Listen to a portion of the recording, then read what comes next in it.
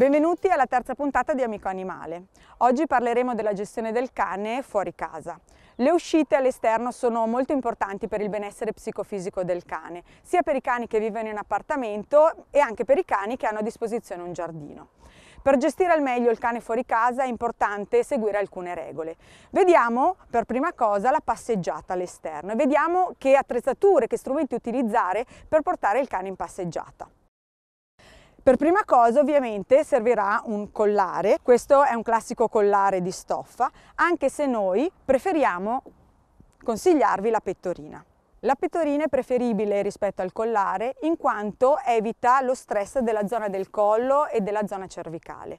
Con la pettorina il cane ha il collo libero e pertanto può più facilmente annusare per terra, può più facilmente comunicare con i propri simili. La comunicazione del cane avviene soprattutto attraverso le posture del corpo, i movimenti del collo e della testa e pertanto con la pettorina per il cane è molto più semplice. Assolutamente da evitare sono i collari a strozzo, i collari a strangolo, i collari con le punte, in quanto creano grossi danni a livello della zona cervicale e della zona del collo e causano grosse lesioni e traumi al cane.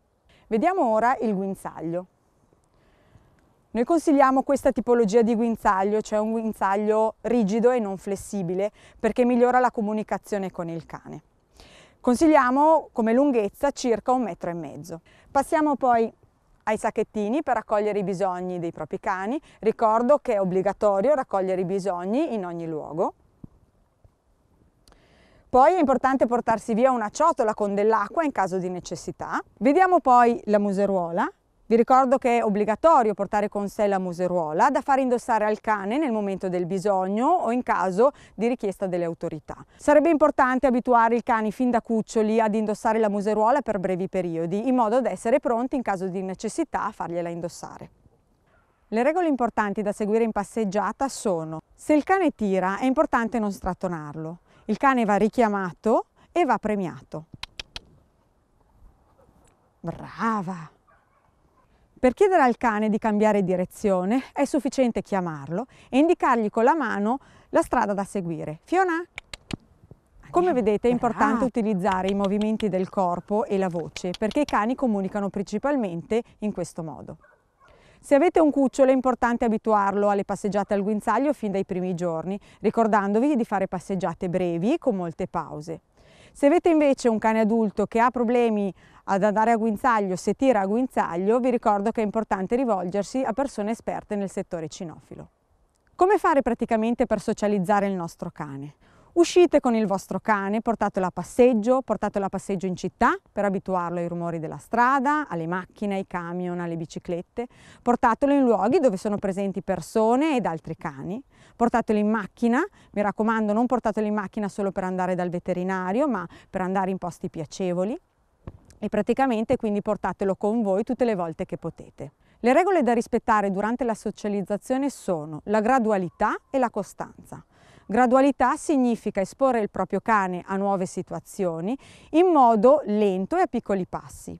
È importante premiare il cane tutte le volte che si mostra a suo agio ed è fondamentale non punire mai il vostro cane.